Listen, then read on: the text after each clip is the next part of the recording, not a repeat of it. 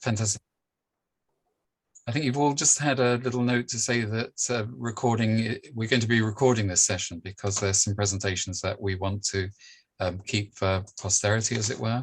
But if anyone's anxious about that or doesn't want to be part of it, just switch your camera off, and we can communicate through the chat if you want to ask a question. So yeah, it's almost exactly 2 years, isn't it, really, since this all kicked off, and we've all been on quite a journey, individually, but also collectively through this 2 years. And so this is a time for a bit of a pause, really. We're told by those higher up the food chain than us that it's all over, and that we can resume our normal lives without testing or without any of the precautionary measures that would be sort of natural to public health. Developing public health has developed many of these measures, tried and tested over many years, but now we're told none of them either are required or necessary. So it's a strange time, but as an organization, we're going to take a little pause from these webinars at least. And so this is like a saying farewell to our old representation. Jack was keen to cause this "we're going underground," but I don't quite feel that that's the right description. I feel we're like a coiled spring, ready to pounce again should the need arise, and should we find ways of being useful again to the communities that we've been serving over the last 2 years. So we've got 3 presentations today, and they look at various aspects of our work to date, but also what we will be doing in the future, really, although maybe not in such a public way. So I'm going to ask Ian first to introduce yourself and to start showing. Are you going to share your screen, Ian? Yeah. Fran, who was going first? Was it me or you, Fran? I don't know. I thought it was me first. Oh, sorry. Wow. So did I, because there is a slight logical flow to Fran going first. Let's go for the logic then. Fran, excuse me. I'll go first. That's no worries. I'm just going to share screen. And that one. Whoops. Right. Okay. Has that come up? Right. Can everybody see the screen? Yes. Yep. Yes, okay. Right. Okay. I've got 5 or 6 minutes to set the scene and take you through where I think we are now with the pandemic. So I just thought I'd show you this, which is one of the things I got on WhatsApp early on, because I like Father Ted. But this slide for me sums up the government response in the last 2 years, really. And now we've got the removal of restrictions. I think it can best be summed up by see no COVID, hear no COVID, and speak no COVID. But unfortunately, whoops, it's not wanting to move on. Hang on. Oh, hang on. Yeah, there we go. Unfortunately, the pandemic hasn't finished with us yet, in my view. And this shows the number of cases recorded in Sheffield over the past 2 years. So you can see right the way from the beginning where there wasn't much testing going on, so not many cases are being recorded. But you can see the high level of cases around Christmas and January of this year, with the Omicron spike and how it's really ticked up. It's come back down, but we just get the hint of an uptick now, and it does look definitely that there's an uptick in the number of cases of Omicron that are around at the moment. So that's Sheffield. And this shows the number of cases for the UK, the latest data for the UK. And you can see, now we're well into March, there is this definite uptick of cases that we're seeing. But of course, we are in a different place now to what we were 2 years ago or 1 year ago. Being fully vaccinated does protect most people from the more serious consequences. And the disease with Omicron is less severe. And we also know so much more about how to treat people with COVID. There's more effective management of cases, things like nursing prone, giving dexamethasone. And we have now this armament of new antivirals. And that translates into a much lower rate of serious illness and death rate. So, I mean, for me as an epidemiologist, looking at mortality rates gives a much better picture in a lot of ways.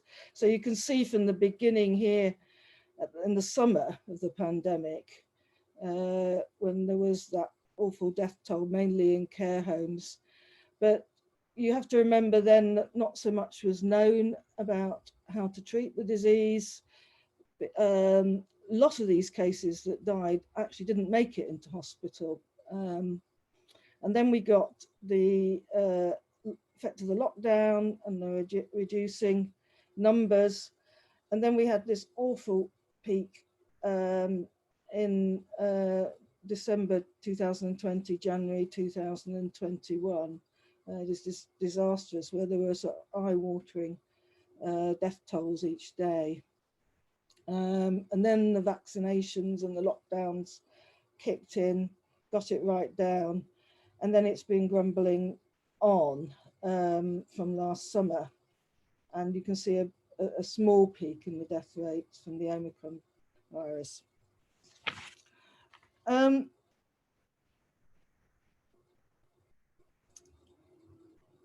This shows the difference in hospital admissions by age as up until March. And it doesn't show anything that we don't know really, except that the death rates are higher in those over, the brown line is 65 to 84 and the red line 85 plus. So that's looking at where the hospitalizations are. I found this an interesting one, because I think at the moment there is a distinction between people being admitted because they've got COVID and people being admitted who happen to have COVID, but they've been admitted with other things, or they get COVID when they're admitted to hospital.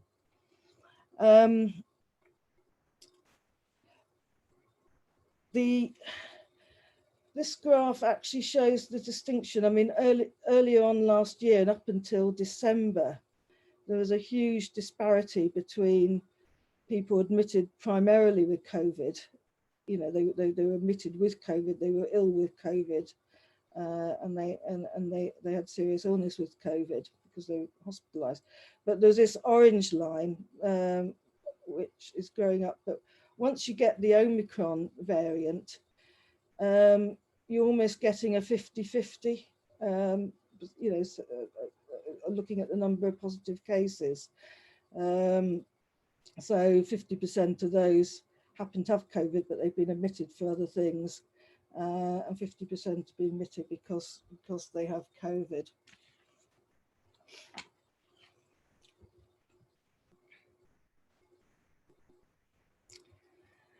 This is a complicated graph that shows how quickly variants of concern can get an advantage over the predominant strain and quickly take over.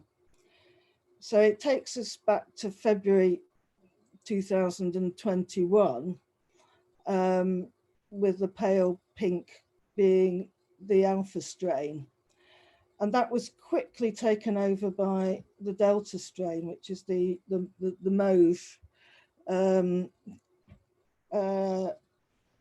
strain. And then there was a strain that sort of completely passed me by called the Zeta strain, which started in July last year and got a little bit of a hold into December up to about 25%. But that was quickly overtaken by this green Omicron strain. And we can see in the far corner the black, which is the new variant of Omicron, which is slightly more infectious. And that actually now, this is Omicron BA2, which is slightly more infection than the original Omicron BA1, and is now, I think now we're into March, accounting for 50 to 60% of the cases, and is gradually taking over from the original Omicron.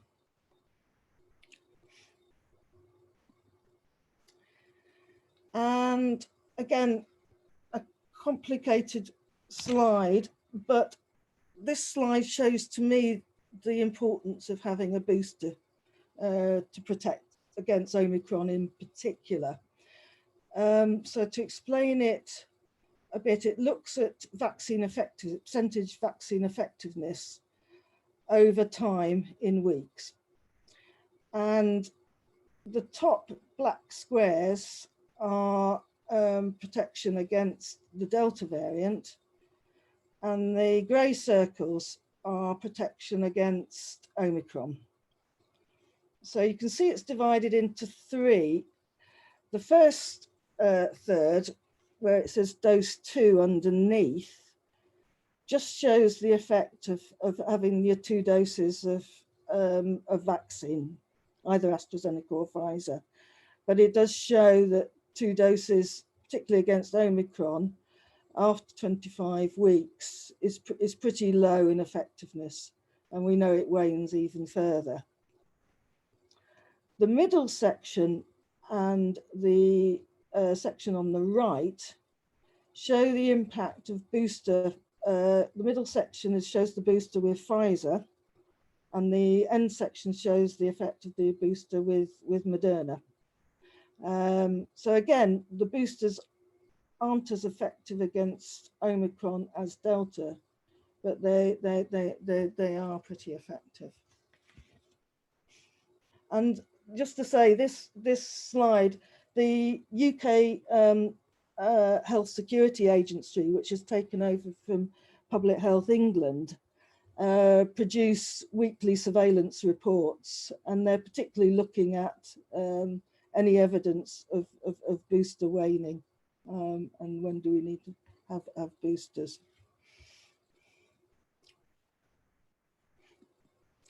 So this is my last slide. I've taken this, Paul kindly sent me the BMJ article about staying safe. You know, what can we do now?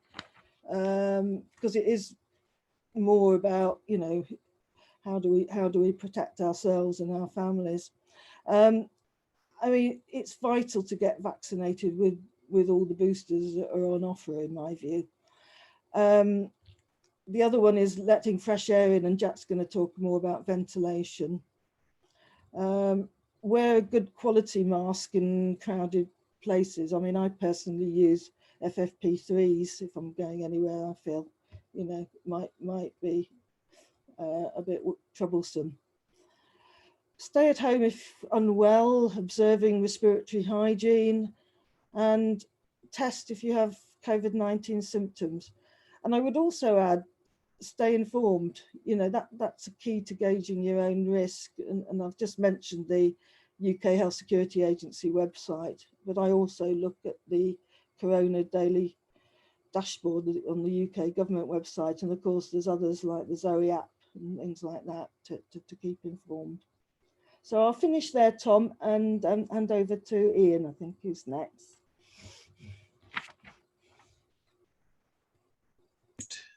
Yes, thanks a lot, Fran. Would it be okay to take a couple of questions? Yes, are there any questions yeah. from people?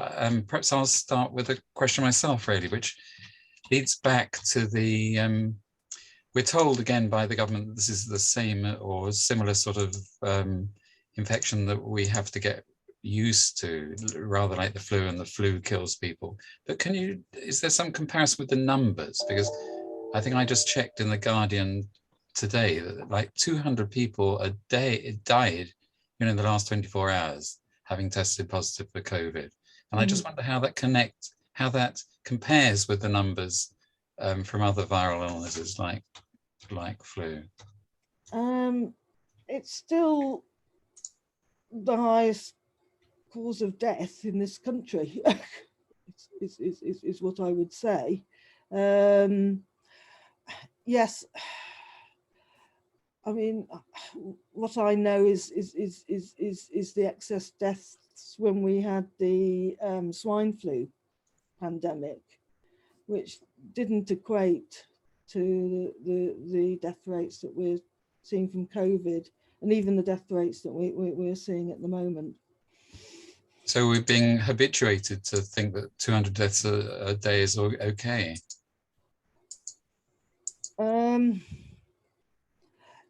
I think it's slightly more complicated than that, because we do have to open up the economy. You know, there are we can't lock ourselves away forever, so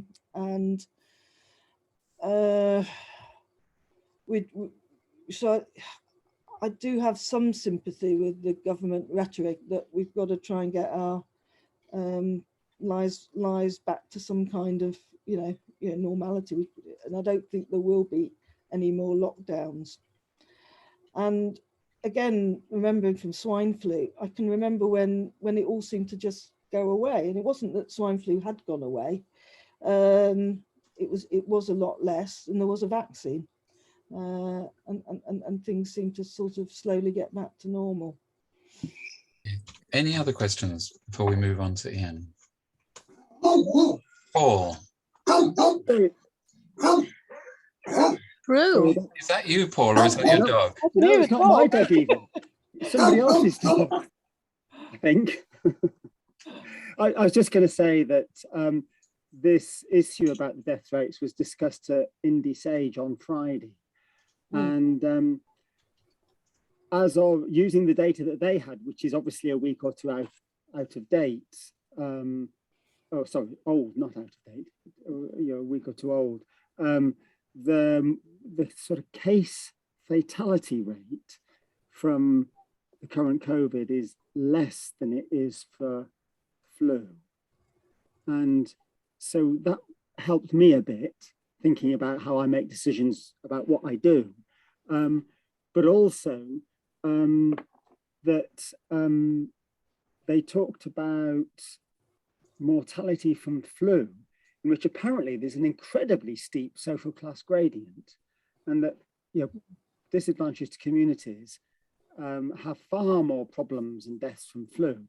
And so we shouldn't be habituating to that anyway, and we should be learning from the COVID situation and thinking much more progressively about how we can reduce flu deaths in the future. And that, yes, I agree that we probably should be coming out of lockdown. I think they shouldn't be abandoning their precautions as quickly as they have done them. And I think we still should be supporting people who have COVID and giving them money so they can stay at home, because again, it's a massive, it's okay if you can work at home anyway, then it's no big deal whether you've got COVID. Whereas if you work outside the house and work in face-to-face work, then you can spread it around still, and we should be doing more to stop that.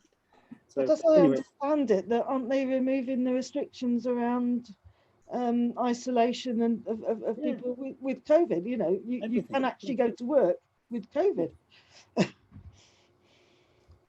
Okay, any other questions at all for Fran? Okay, Ian, do you want to share your screen? Okay, I'm just going to show you a few slides and then run you quickly through the vaccination coverage tool that I've been maintaining now for some time. And I think this follows on a little bit from the discussion about case fatality rates. I was interested to see a thread, and if you're not familiar with his work, there's I think he describes himself as a data journalist. John Byrne Murdoch, who works for the Financial Times, has been producing some good analysis and data visualization over most of the pandemic. And he had a thread of discussion on Twitter and probably elsewhere, and almost certainly within the FT if you get it, where he was looking at some of the trends that have been seen in the Far East recently. So I'll show you the first two slides that he posted. Now, I'll explain what we've got here.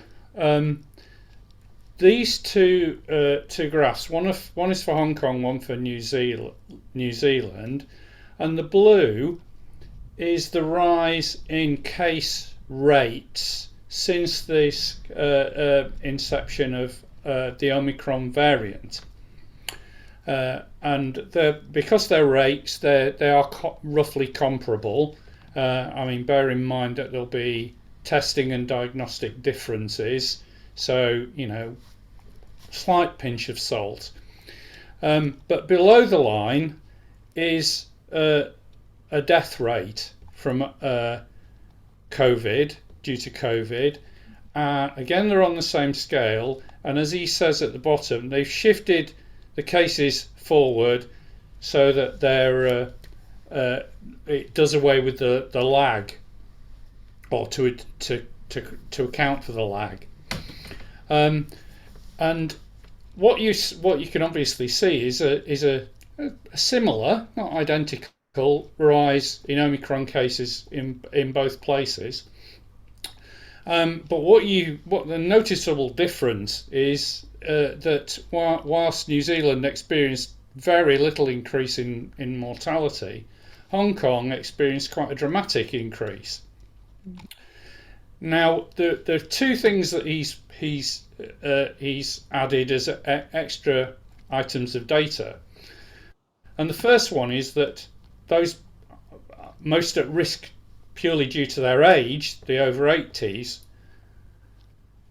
2/3 of those people in Hong Kong are unvaccinated when Omicron took off, whereas that corresponding figure for New Zealand was 2%. Mm. Consequently, what was observed is a case fatality rate of 5%, nearly, compared with a case fatality rate of 0.1, 1 in 1,000. So again, I think this is emphasising the protective effect of vaccination in the most vulnerable people against the most serious outcomes. Now, you could say, well, is this just something peculiar to the comparison between Hong Kong and New Zealand? So he looked at a whole range of Pacific Rim countries that are also experiencing increases due to the Omicron variant, and he's also tabulated the unvaccination, the rate of being unvaccinated in that age group, and the case fatality rates. And what you're getting is a pretty consistent pattern that where vaccination of that at-risk group is good and coverage is good, you're actually getting low fatalities as a rate, and low numbers in total. Now you could say, well, I wonder what the explanation of the lack of vaccination in Hong Kong is, and I've heard, a couple of explanations in that elderly group. One being that there's a persistence of faith in traditional Chinese medicine over Western prevention, as it's seen, and the other could be some level of distrust in the authorities. But whatever it is, it's resulted in 2/3 of people not having any vaccine at an age when they're most at risk. Now, the read across to this is, well, who are we most similar to? And I have a slide which shows, so what I've added today so that we could add to the comparisons that I've put in the online tool, and I'll go to the online tool in a minute if I may, is the first dose coverage for those 80 and over for the middle super output areas across Sheffield. And as you can see, the coverage, people who've had at least one dose is generally quite high. And although there's one MSOA with a little bit lower, most of these are range between something like 80 early 80% in some of these areas through to high 90s in many other areas. So we've got pretty good coverage that puts overall us much closer to all those Pacific Rim countries with good coverage. So what I'm going to do is come out of PowerPoint and just quickly run my app so I can show you what it looks like interactively.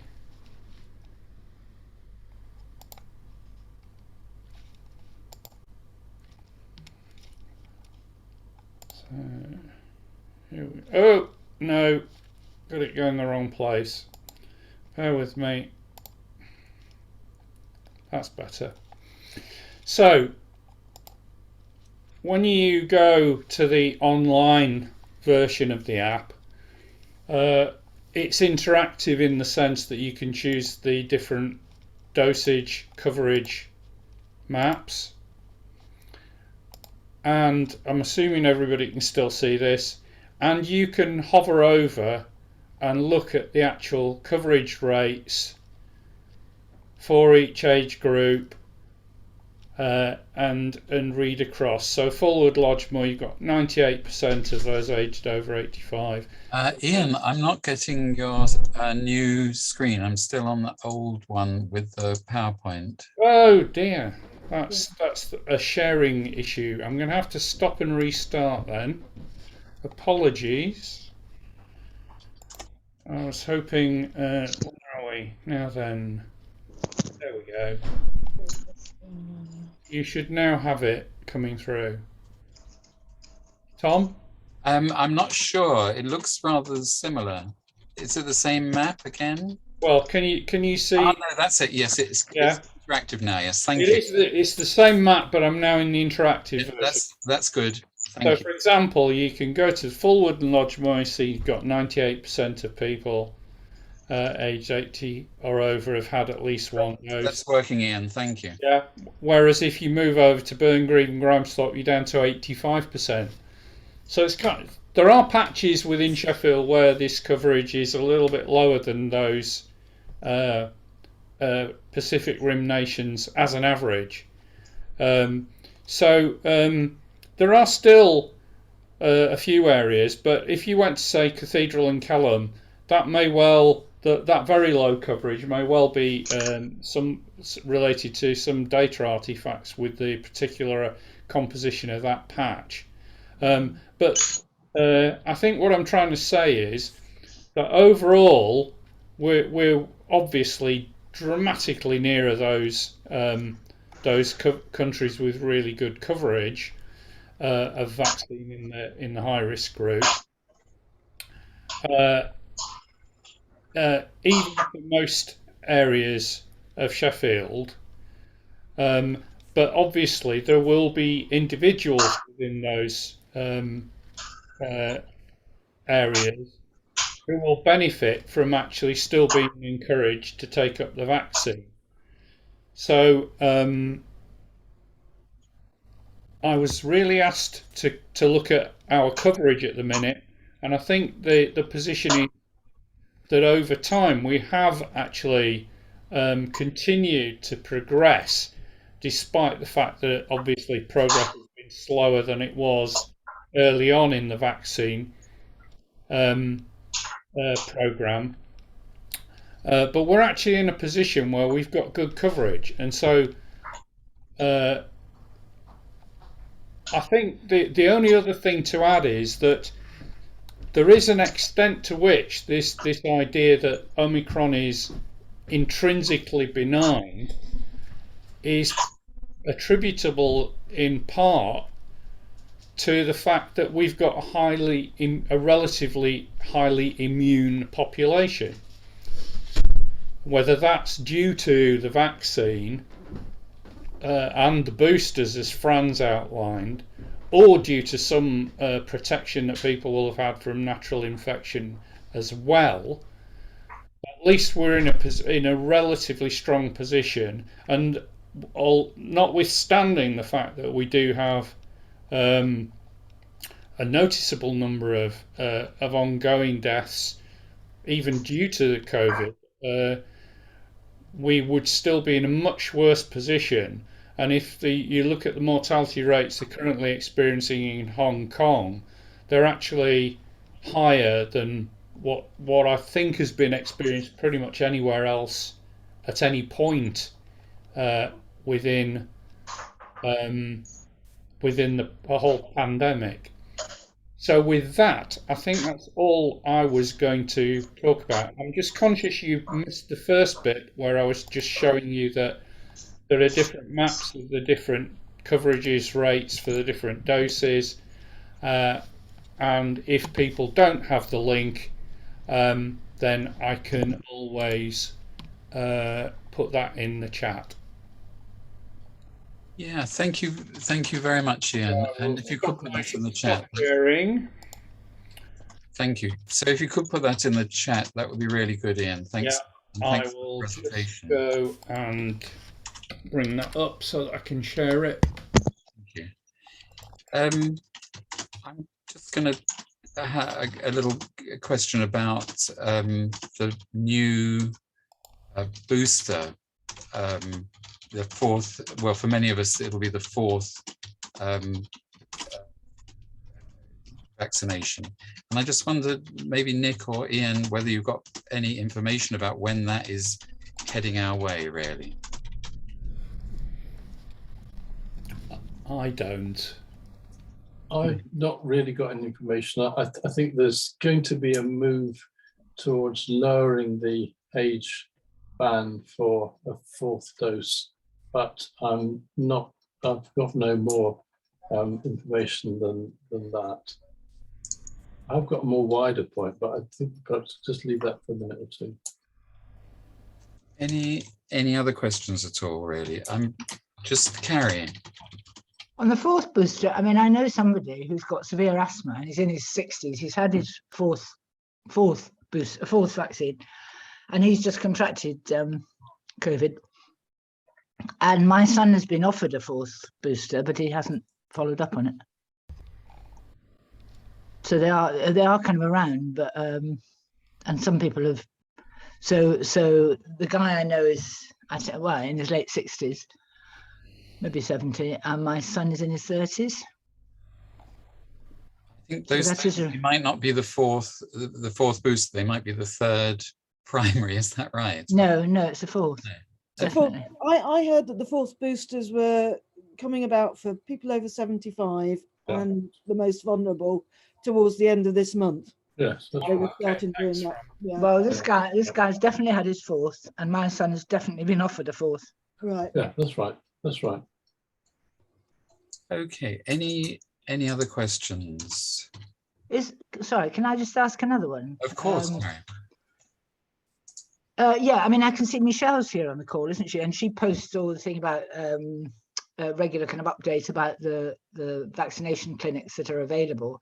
But I was just wondering if there is a kind of collective push by doctors in Sheffield, surgeries in Sheffield, with programs about how to keep promoting the vaccine, given the fact it's quite an uphill struggle. I mean, I explained this at a support circle that we had. I mean, in Pittsmoor, one of the doctors, Lou Millington, kind of had this push and coordinated with a primary school and laid on a whole lot of kind of health advice about breastfeeding, about children's illnesses, about diphtheria, which there has been a couple of cases around here.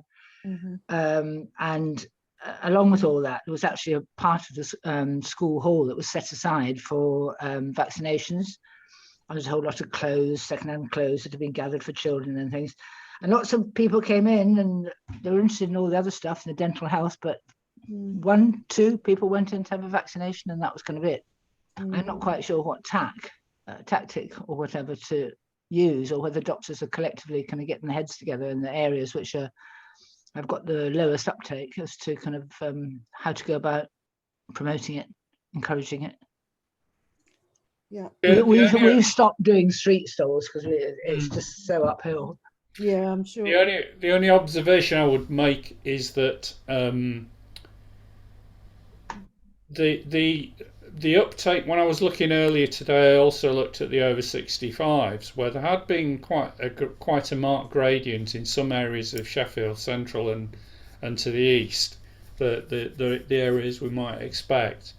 But that has been eroded slowly over time, and I think they have slowly caught up. They're not identical to the rest of Sheffield, but they've moved on quite significantly, I would have said, over the months. So somewhere there is some progress on that, and I think it's evident because there were always a difference, but it's reducing. It is continuing, as far as I can tell, to reduce a bit over time. So somebody's doing something right. But Carrie's right to do the query about children and young people and the low rates there, because that's much bigger difference. Because within Western Europe, we, as a country, we're about 8th in the vaccination rates overall per, population, total population, and one of the reasons is the low rates in our young people, and there hasn't been any kind of an oomph behind it. I mean, my Greek niece came over in the summer. She'd already been doubly vaccinated before it was even, she's age 12, before it had even been started here, and it is impacting on our herd immunity. Yeah. So I wonder if this links back to the cartoons, Fran, that we're given a mixed message. It's not really, we're relying entirely on, or at least it seems to me, largely relying on the vaccination program, but it's not being promoted in a way that it's really serious that you get this done, So it's part of the same sort of mixed messages from the top, really, in my opinion. Yeah, in my opinion, it's also about the difference between individual responsibility and responsibility as a whole population, which and the dichotomy, and it's almost a political question. Sure. I feel about it. And when I spoke to June, I actually heard June Rain and Kate Bingham speak a couple of weeks ago, and I actually asked June Rain this question about, why has there been this lag with children and young people compared to other countries in Western Europe, and she more or less said that it was more, in this country we're giving the information to the parents and the young people themselves, and they make their own decisions about it. Right. I'm just going to, Nick, I'll ask you your question in a moment, but I'm just following up the thing from Judy, really, about, Ian, whether you know about the similar graphs or similar information from China itself rather than just Hong Kong. Oh, sorry, I hadn't seen that. No, I don't recall that, but I think there is quite a lot of information available, comparatively, particularly on our World in Data. They've collated, as best they can, quite a lot of the data on all sorts of things like cases, testing, mortality. Obviously, there are some issues with certain places as to whether we're getting the right information, accurate information, or we're being given what states might want us to see. I've not looked at the Chinese data, so I cannot really realistically comment. But if I would suggest looking at our World in Data. Okay. If you just Google our World in Data, you'll find that, and they've got quite good. I think you can either look at an issue or a metric, or you can look at for a little country profile within their COVID part. But they've got masses of data across a very, very wide spectrum. But it's not too difficult to find the COVID bit there when you look around. Nick, you had a question as well. But it's not a question. It's a more general comment, if I'm allowed to make that now. Certainly. I think the thing, just going right back to the beginning, I don't think it's true to say that the government has abandoned the public health, the normal public health measures that you've made. And if you hear Greg Fell even talking, in the local government talking about that on his latest video, he's not saying that either. What has been abandoned for the right or wrong reasons, but I suspect probably more right than wrong, is the excessive, maybe what I think is now the excessive degree of compulsion that there was around lockdowns and things like that. Because the reason that that's a bad thing is because of the negative effect it has on all other aspects of health, not least mental health, but all sorts of other things. People not getting treated for important diseases that get missed and so on. And just that impact on health, even someone like David Spiegelhalter and people like that on SAGE admit that they have never been really asked to model that. Independent SAGE really scarcely take that into account at all, and they really only count COVID cases and maybe COVID deaths. So it's at some point, the government is right, it's really important that we move to a situation that is more like managing flu, where there isn't a huge amount of compulsion, because that's so bad for people's health. The independent SAGE take a very non-holistic view about public health, in my view. And secondly, linked with that, what Ian said is really, really important, is that what the government's been light on, very light on, is having anything like as much, even mild compulsion, in inverting commas compulsion, mild encouragement about vaccine uptake. We could have done lots more about vaccine uptake altogether, lots more about that in deprived communities, and also, as Fran pointed out, we could have done a lot more about that with kids. And other countries obviously have been ahead of us on this. And let's face it, we do vaccinate kids against diseases to protect other people. We vaccinate boys against rubella. Boys getting rubella is no big deal at all. Every single boy gets vaccinated against rubella.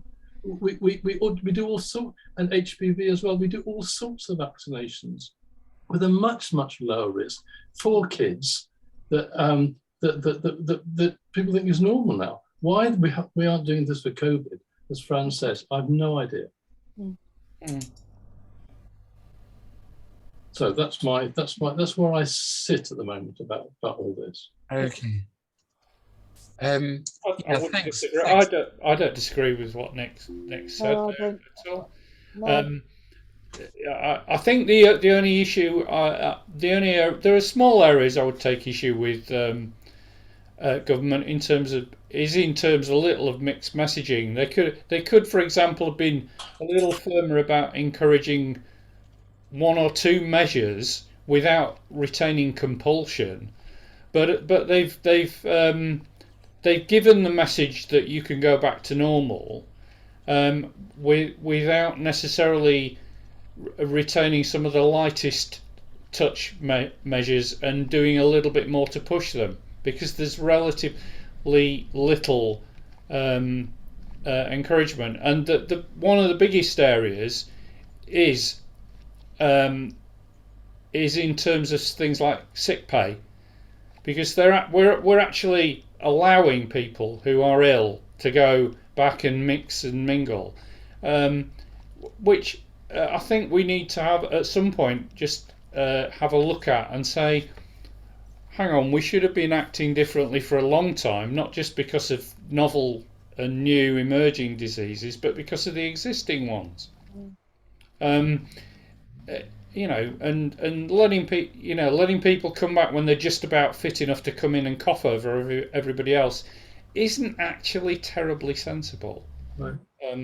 But you know, but it's always been like that. I mean, we do that with flu. I mean, people have to go back to work when they've got flu. It has, but I'm just saying we could do a little bit more along. Yeah, no, I agree.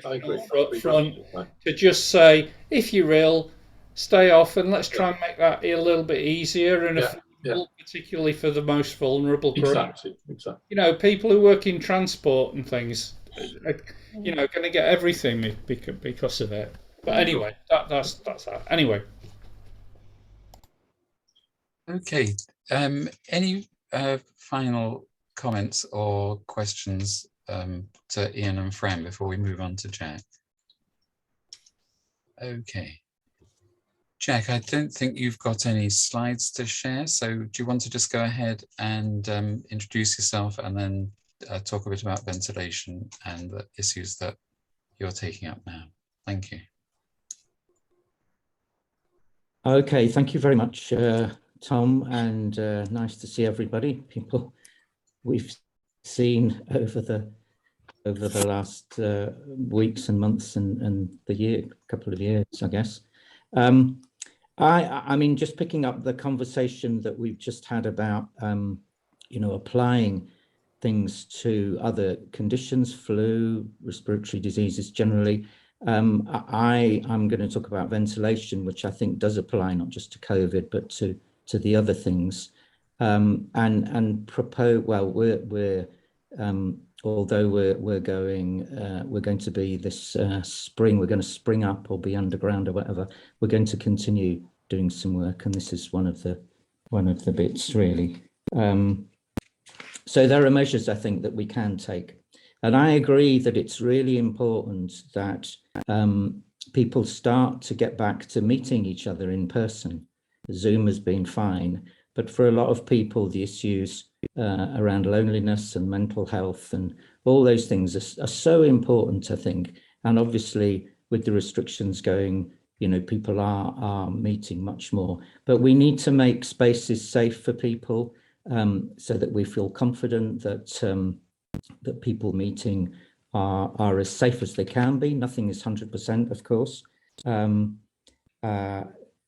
And I've been encouraged to say that none of these measures are 100%. They're all there to keep us safe, and we need to take several. And I like the sort of Swiss cheese approach. So Swiss cheese, there's a hole in every slice, but the hole is not in the same place. And if COVID gets through one hole, it has more trouble getting through the next hole. And if you've got several slices, it's much harder for COVID, and it keeps us safer.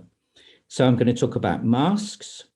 Because COVID-19 is airborne, it's a respiratory virus, overwhelmingly spread through the air, then using masks of a certain standard, I think, is still very important. Fran mentioned that she uses masks that are FFP3s, which are the highest standard. FFP means filtering face piece. I think the FFP2s are good enough. They filter out 95% of particles, and they're much better, if you like, than the cloth masks and the surgical masks that you see people wearing. And the surgical masks pretty much don't fit very well. So the fit of the mask is really important. You see people still in hospitals and places wearing surgical masks with the with the sort of space in the corner there. And you really need a mask that's good and well fitting. And the mask will protect you against COVID, give some protection to you against COVID, whereas cloth and surgical masks really only protected other people. So particularly now when fewer and fewer people are wearing masks, that will give you some protection. I was going to show you the masks that we've bought. So Sheffield Community Contact Tracers have bought 5,000 FFP2 masks, which are currently housed at Healy Trust. They're there for communities to use. All the communities that we've worked with are welcome to them. So Healy Trust, Darnell Wellbeing, the community groups in Burngreave, Sharrow, etc. They need to be used. If you contact Healy Trust, they'll be available. I was going to show you them, but I've left them upstairs because I've had to change my device. My computer's suddenly given up. I could show you them. They're not the ones we've bought are not washable, but they can be used. I think this is really important. They're not just immediately disposable. They can be used safely until they get grubby and fall to bits, really. They cost between 40 and 50p each. A washable FFP2 costs more like 12, 13 pounds. So, I mean, you can wash them. So obviously they can, per use, they're good value, but they're expensive, and we've gone for distributing the disposable ones as far as we can. So that's masks. I'm going to talk a bit about carbon dioxide monitors. So these are these measure CO2 levels in particular indoor spaces. Again, I've left it upstairs. I can go and get it and show you. And they're used as a proxy for ventilation levels. So the outside air is about 420 parts per million carbon dioxide. And if you're indoors, if the level creeps much above 800 parts per million, then it implies that there is there's insufficient change, if you like, in the air. So the higher the level of carbon dioxide in the air, the more people breathe in other people's expired air, which may or may not contain virus. So you're not directly approaching virus. You're looking at ventilation levels, which, if the carbon dioxide is low enough, mean that the place you're in is safer. So it's 800 parts per million, which is advised. The WHO say it's about 1,000 parts per million. So there's always the worries about monitoring things. So I don't think people should get too worried unless it really creeps up, up into the thousands. But it should alert you to improve ventilation. And that can be just opening a window or a door, and it really can dramatically come down. And we're buying, the community contract tracers are buying another five carbon dioxide monitors, which we can let community groups have to look at the spaces they're using, so that they can get back to getting people to come in and use the spaces in their facilities. They cost about £200. That's including the VAT, and they can monitor carbon dioxide levels over a period of a minute or 2 minutes or 5 or 10 minutes. So you can set it. There are different settings, and it can also be linked to via a Bluetooth to an app, and so you can monitor space over a period of time, produce graphs and things like that. So it's quite useful to look at a particular place that you're using inside. And we're going to develop, a little group of us have met, and we're going to develop a protocol for the use of the monitors.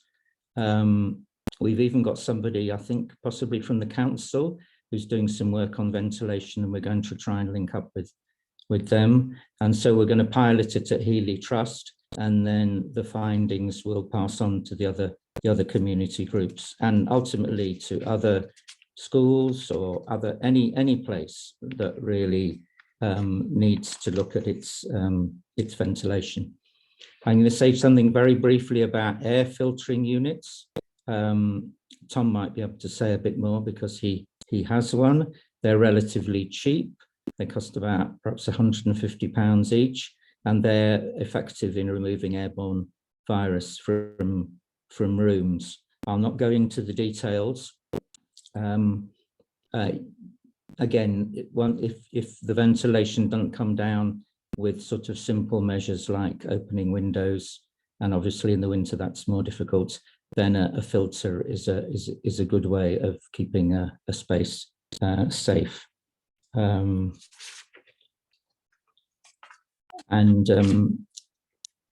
This is a sort of engineering thing, really.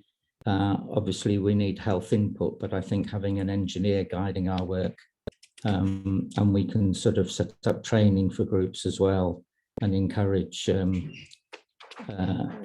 the use of these things so that masks and monitors and things don't end up in drawers and not used. So these are measures that I think are good for now as we go forward. They're part of the safety measures that Fran talked about in terms of COVID, improving the safety of the spaces we use, and they reduce risk. They don't eliminate it, but they're part of the whole package, including vaccinations, all the other things that we've been talking about. So they're preventative, and it's more of a sort of a collective approach, really, rather than depending on individuals taking action. And they will help with other conditions, I think. So we've talked about influenza, colds, respiratory viruses, and, you know, God help us, other epidemics or pandemics, so that we're planning making spaces safe for making them safe and trying to prevent people getting ill. And we've talked about changing the culture. In the Far East, you know, after SARS and things, people, you know, do wear more masks sort of generally. And I think I'm not sure that's a very Anglo-Saxon thing to do, but I think that encouraging mask wearing, certainly now, is a good thing. So changing the social culture, obviously trying to change the political culture as well, is important. And people have already talked about helping people financially and socially to sort of manage these things much better. Wear masks, I'd say. Don't be put off if others are not wearing them. The sort of social pressures are there for all of us. Check on ventilation if you can. If you're in a place that you think is not well ventilated, ask for windows and doors to be open. I've had this monitor and I've used it wherever I've gone just recently, and in restaurants and places they've been very helpful, and they'll do on the whole what you ask. Obviously, you know, some people aren't as sympathetic, and I think all of these things are good for the public health. So just to reiterate, mask wearing, the monitors, air filters, SCCT can buy some of these things with some of the money that we have, and use protocols to work out good ways of using them, and then try and spread the word throughout our communities. So thanks for listening. Yeah, and thank you, Jack, for going through all that in you know, in a way that is you know, very approachable. We can all understand exactly those measures. So Susie's asked a question on the chat, which I'll take. I can be a bit more specific about the kind of filter that I've been working, or a bit of work with a group of people a group of sort of citizen scientists who've been looking at all the different air filters that are available, and they've come up with some sort of statistics about the ones that are most effective. And I can certainly let you into some of that. I'll email you separately, Susie, if that's okay, about the one that we've decided on. And they're obviously they're big industrial filters that can shift a whole lot of air. But in most situations, most office spaces or most domestic situations, you don't need those. And there are domestic ones that, again, there's a sort of price range from about 150 quid to £1,000 that you can do that. And that's, they're all more or less the same efficiency in terms of again, the type of filter that you go for is a bit of a complex thing, but they're the ones that called HEPA 13, which do take out the right size particles. And the ones that I'll give you details about, Susie, are I'll send. Oh, I've seen a thing from Terry as well, so I'll send you that as well. But basically, you can pay a lot of money for something, but the cheaper ones often have the same function. I'll let people know the information about that. One of the issues that came up, or that comes up, is that they do make a noise, and you can't get over this. And if you move air around, and it's like any ventilation system in your bathroom or whatever, when you turn it on, you can hear it. And it can be a bit disruptive if you're trying to listen into a conversation and things like that. But maybe the thing that I've heard from, again, from these engineers is that it's part of the Swiss cheese. It does not protect you against viruses, completely, but it's one of the ways in which you can get cleaner air. So these devices have been shown to clean the air. They actually do filter out the particles of the right viral size. What it hasn't been shown yet, although there are research things in progress, is that whether filtering out the air does make a difference to the number of people getting infected from that room. But it just makes some sense that you can go, that filtering out the air is one of those protective, the one additional slice of cheese, as it were. So, Carrie, would you like to ask a question? I think Ian Carey said his hand up. Sorry, Ian. That's all right. On the CO2 monitoring, I think that's something that could be very useful. I'm involved in a few groups, and we're looking at trying to meet face-to-face again. And a lot of venues just, the ventilation is very poor, and there's not much you can do about it, particularly modern buildings, just, don't seem to have windows that are easily to open.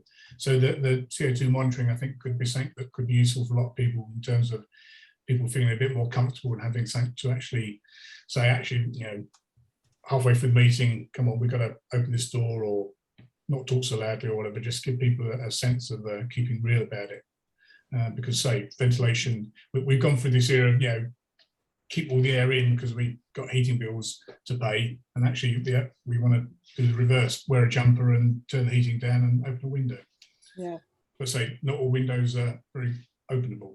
Sorry, I missed a part of what you said, Ian, about what settings are you talking about for Just, that?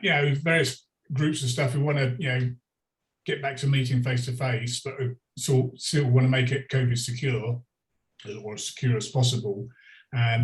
And ventilation is sometimes a hard thing to achieve because windows have been sealed up or whatever, and it's difficult to assess how good the ventilation is. So CO2 monitoring could be a way of giving people some better reassurance. Right, and it's a definite paradox, isn't it? The more modern buildings will have less good ventilation from this point of view. Yeah, and the hospitals, I work in the ED. The ventilation is poor. Yeah. Right. Yeah. But it's a modern building that you can't really do much about. There aren't even windows to open. So, right. Carrie, is Greg Fell still doing kind of weekly talks? And if he is, has he been kind of, I mean, would he promote this? Would he promote the CO2 monitors? You know, because the wider the kind of information goes about that, and people are still kind of clocking into his weekly talk, or even if they're not, if he was promoting it in some kind of a way, not necessarily through talks, but if he was convinced of it being a good idea, could he not kind of push it around through various channels? And I was just thinking, actually, Louise has done lots of work on this. Well, we've done the Bungreave lot. We contacted all the primary schools a year ago and supplied the blue masks for all the kids, just to kind of push the whole thing of to keep on wearing a mask even though you had been vaccinated, and get the message across. And that, well, you know, so we've got quite good relations with all the primary schools in Bungreave, and that would, you know, if somebody came along, I'm sure we could kind of get into the schools and have the CO2 bit explained to people. I'm sure they would, that would be welcome. Yeah. Has anyone got that sort of contact with Greg to, yeah, Jack? Jack? Sorry, Tom, he's speaking tomorrow, I think. He's giving one of his half-hour talks. So I intend to go, so I will raise with him. Okay. Did you hear what I said? Yes. Hello? Yeah, we did hear you. We heard you. So Paul. Just to say that I understand that they are CO2 monitors are being used in quite a few situations in schools. And I was on a call, it was about 3 or 4 weeks ago, when Rachel Foster, the infectious diseases consultant at Hallamshire, was saying they're using them on the wards, the filter units, air filtration on the wards. They call them scavengers. You know, it's, I mean, they need the studies to, as you say, to show whether that actually reduces the transmission, but it's sort of intuitive. And while we're waiting for that hard information, I think if I was working in a hospital, in a school, whatever, that I'd want something. You know, one of my grandson's schools, you know, 8 in his class got COVID, off with COVID at the moment. Yeah. And the teacher, you say, oh, you know, this isn't good. That's all. Okay, thank you. Can I just say, in relation to using mitigations within hospitals, there's quite a significant of in-hospital transmission still, or there's evidence of, which may not be all that unexpected, but anything they could do would probably help, as long as it's evidence-based and in the right context. I think there is a general point about all technological things, including the CO2 monitors, that you don't, you know, spending 200 quid doesn't mean you know how to use the machine. And so people do need a bit of training, a bit of understanding about what the number that flashes up actually means and what to do about it if the number does go up. And you know, there are stories from schools that have got these machines, but they just sit in the, you know, the teacher's desk, and you know, no one looks at them, or indeed would know what to do with the numbers that it produces. So yeah, so maybe, you know, one point for us, you know, as an organization, if we're promoting these machines, we also have to, you know, make sure that people know the sort of protocols of what to do when they show particular numbers and things. Okay. The filter units we've got at the hospitals are also used as stools because they're just the right height. Oh, fantastic. I've sat on one and someone said, oh, do you realise what that is? And, oh, yes, it is. But they're just, unfortunately, the right height to sit on, and there's never enough seats available. So, yeah, if you see one, oh, sit in that. Yeah, anyway. It's nice that it's being used for some positive use. Okay, any questions or any further things that people want to communicate, really? So this is, oh, Paul, yes. Unmute yourself, that's it. Just wanted to say that The evaluation group of SCCT is continuing to meet monthly to tidy up and finish off writing up a number of bits and pieces that people are still working on. And so, you know, just really to let people know that work is ongoing and still producing articles which people seem to publish. So we're carrying on, and there's also discussion about a bit, you know, Paulina Ramirez is talking about doing some work looking in a bit more detail at the effect that SCCT has had in the communities and with the local authority, because there's some evidence that we've made a little bit of difference one way or another. So anyway, just to let you know that that's ongoing work. Fran. Can I also raise the question of the public inquiry being led by Baroness Hallett?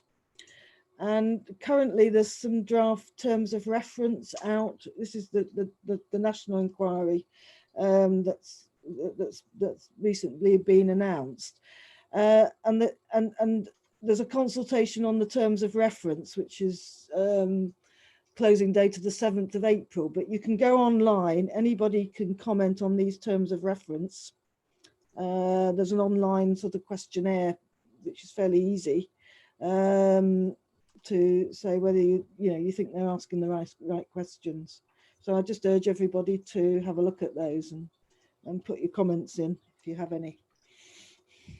Thank you. Okay, so there's an aspect of it it's going to be difficult to comment on, because I'd understood, although I haven't seen them, that terms of reference are very broad, which is good. My concern about the public inquiry is that it'll be in the entirely the wrong spirit of inquiries, of people trying to avoid blame, instead of what we should be doing is having something rather more open, to try and understand what could have been done better and could be done better in the future. I find it difficult to see how that can be done in the current climate, because it's in with the politics. But you know, just a plea in the dark, really.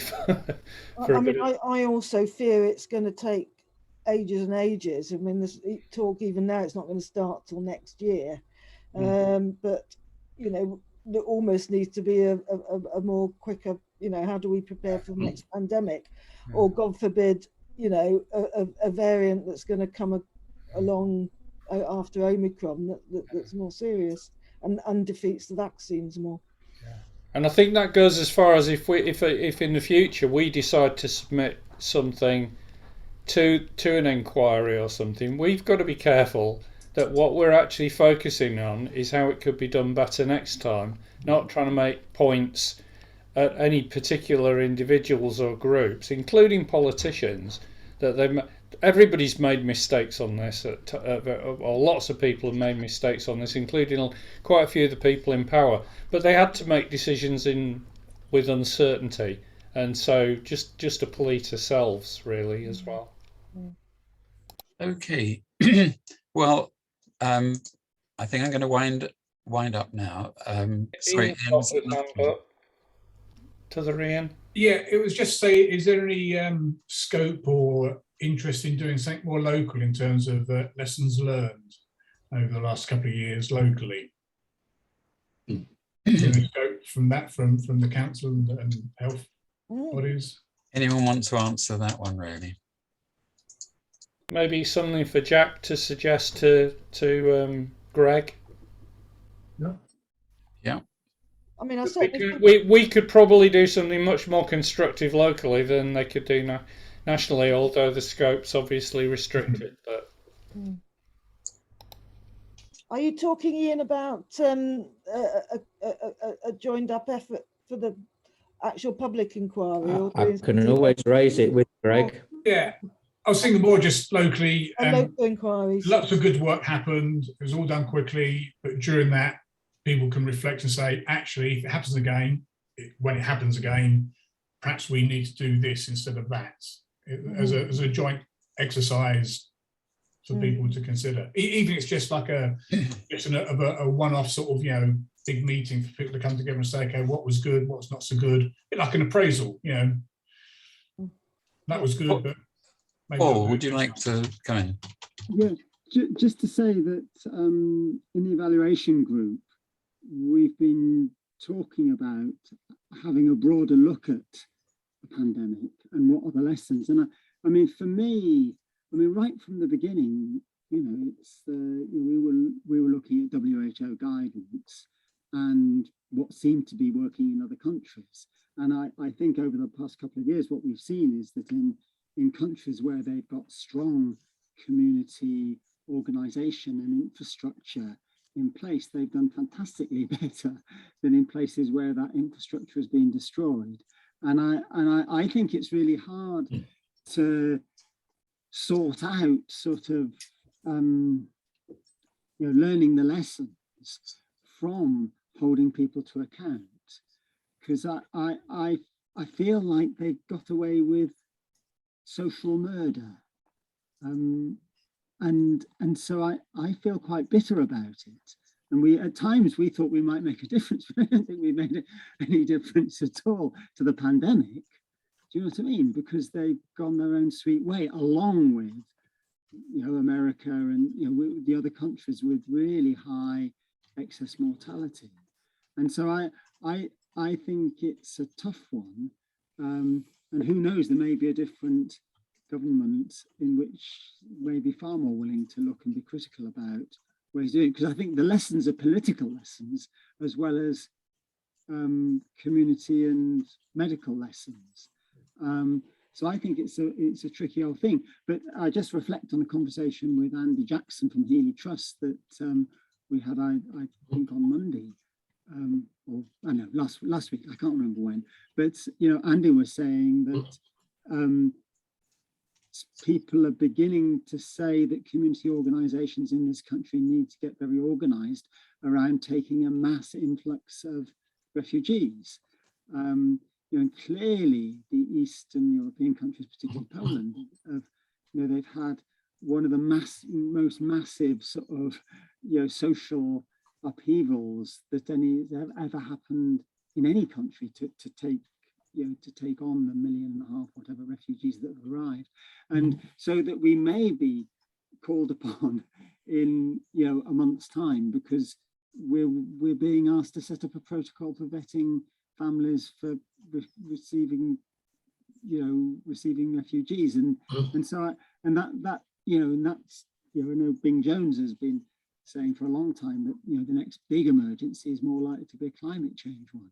You know, he was wrong, wartime one. But you know, to actually have a bottom-up community infrastructure, I think is an absolutely sort of crucial lesson that we need to be trying to get over, because you know, we don't know what it'll be, whether, you know, it'll be another version of another variant of COVID, or some other completely different illness, or just some other big event that you need to be able to mobilise community.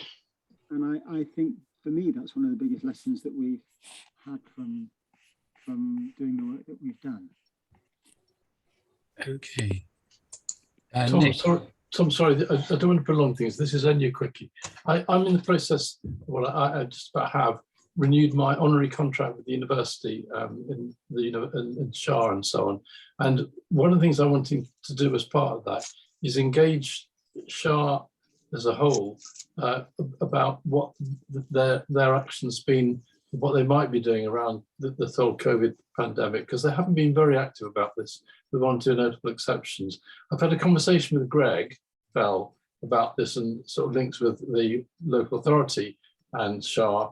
If there are anything that people here would like me to raise, that would be great to hear, because I think it would be good to involve the University Public Health Department in the whole process as well, because there's so many important lessons, both not just about research, but about teaching as well, and about enthusiasm for public health as a subject, etc., etc. That's all. I think that's really important, and I appreciate, Ian, what you said about Ian Carey about having a local focus, and this might lead in to that really. And I think that I think I'm speaking on behalf of SECT now, but I think that we have been really highly critical of both local and national things that have gone on. But I think in the spirit of, rather like, well, I don't want to overgrand it all, but the sort of spirit of, truth and reconciliation, we would enter into the future things looking back realistically, but without trying to apportion blame either personally or whatever, but actually just looking back. And I think this organization does have a wealth of talent that could help that process, really. So if you do have traction on that, Nick, then I think people, I'm speaking for the people here and other people in the organization that would join in with that, looking back on what happened and how, how future pandemics or epidemics can be managed at a local level to protect the most vulnerable people, really. And not least our experience with the medical students. No, absolutely. Yeah. Okay. Yay. So this is I'm going to draw it to an end now. So I really would like to thank the people who've given presentations and joined the discussion today. And in fact, for the last 2 years, I think the level of discussion and contributions from everybody has been remarkable, and certainly sustained us all individually, but also the organization, I think, is ready to go again should the need arise. There are some forthcoming events that we're still engaged with. We have 2 slots in the Festival of Debate coming up in a couple of months' time, which look really like good events, and I hope that people will join in with those.